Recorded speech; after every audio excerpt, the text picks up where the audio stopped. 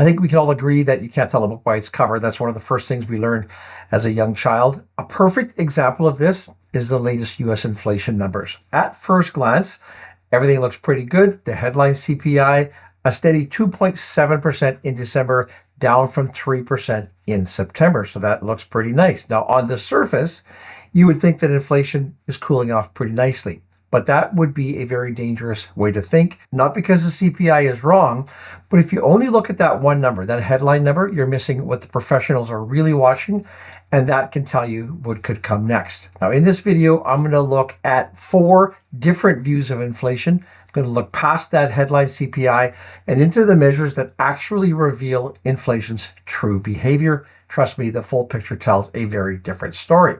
Let's get started with what was reported. The headline CPI, like I say, that remained at 2.7% in December, unchanged from November, and that was in line with forecast. That's a pretty decent number. It does show progress, especially when you look at where we were just a couple of years ago. On a monthly basis, inflation rose a pretty modest 0.3%. Now, if you just stop there, you might think that inflation is pulling back quite nicely. But again, once we look at the rest of the data here, a different story comes into view. Let's start by zooming out and looking at the median CPI. And this is a more stable measure that strips out the extremes and it tells us what the typical price change looks like across the economy. Now, as of November, median CPI came in at 3.1%, down a bit from the 3.3% we saw in October. That is still way above the Fed's 2% target. Have a look at this chart here from the Federal Reserve Bank of Cleveland. The median CPI has been hovering around that low to mid 3% range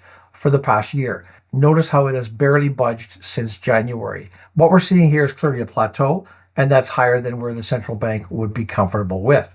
Next up, the trimmed mean CPI. This is another favorite for economists. It strips out the most volatile outliers at both directions, and it shows what we call trend inflation. Now, in November, it dropped slightly to 2.9% from 3% in October. Again, that is cooling, but just barely. More importantly here, it rose through the middle of the year. You can see that peaking out around August before slowing more recently. Now, if inflation were truly breaking down, this would be falling faster. It isn't. It's sticky, and that stickiness is what the central banks are most worried about. Next up is what I'm going to call the canary in the coal mine. This is services inflation, and this one doesn't get nearly enough media attention. You might have never heard of it, in fact, but you should, because service prices tend to reflect a deeper, more structural trend. Things like labor costs, things like wage growth. And the big reason that these are so important is because they don't reverse easily. If we look at December, services inflation actually ticked up to 3.3% from 3.2% in November. That might sound like a pretty small increase, but like I say, services inflation is sticky. And when it rises, that could be a signal that inflation may be becoming embedded again.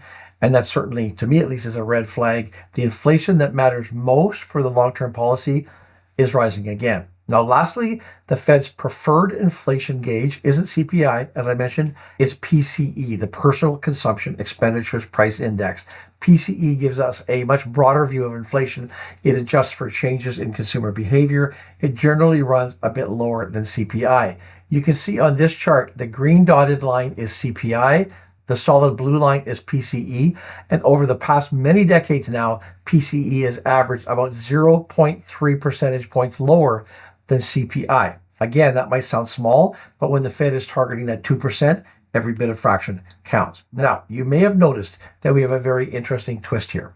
The most recent PCE data we have is from September, not December. Now, part of that's normal. PCE is released on a longer delay than the normal CPI, typically a couple of months after the referenced month. But this time around, it was delayed further because of the government shutdown last year, and that disrupted the data collection and consequently the reporting schedule. So instead of getting October and November PCE readings on time, both are now expected to be released later this month, a little bit later this week, as a matter of fact. So that means that we're flying partially blind on what is actually the Fed's favorite inflation measure. So here's what we do know. The September reading showed PCE inflation accelerating to 2.8%, up from 2.7% in August. That is the highest level since April 2024. More importantly here, it came before the CPI distortions that happened in October and November. So what does this tell us? Well, if PCE was already heating up in September, it's unlikely that it has cooled to any degree in the months that followed, especially given what we're seeing with the services inflation and the more stable CPI measures that we've looked at in median and trimmed mean. I would say, in fact, that the delay in PCI data might actually be masking some further upward pressure that hasn't yet been officially captured. So the Fed doesn't have these numbers in hand just yet. But according to the Fed Watch tool, we're sitting at very high odds that they will hold interest rates when they meet later this month, January 28th, to be precise. Okay, let's shift now from all this data to some interpretation. Key takeaway here is if inflation is truly plateauing around 3%, and it looks like it is unlikely that the Fed is going to start cutting rates aggressively. It looks like the markets have been pricing in rate cuts, but of course those bets depend on inflation heading clearly and decisively back to that 2% range right now. I'm simply not seeing that. I know that Trump has been pushing hard, but I believe that the Fed will stick to its guns and it'll stay tight until it gets there. So what should you do as an investor? Well, use the CPI for headlines, for market reactions. Use the median and the trimmed mean CPI for inflation trends. Use that services inflation to track long-term persistence, and use the PCE to gauge where the Fed's attention really is. And right now, all four of those are telling us the same thing, and that is that inflation is stuck at around that 3%. Now, if you're going to be a successful long-term investor, you need to know which of the four types of investor you are. You can watch this video right here to find out. As always, thank you for watching. See you in the next video.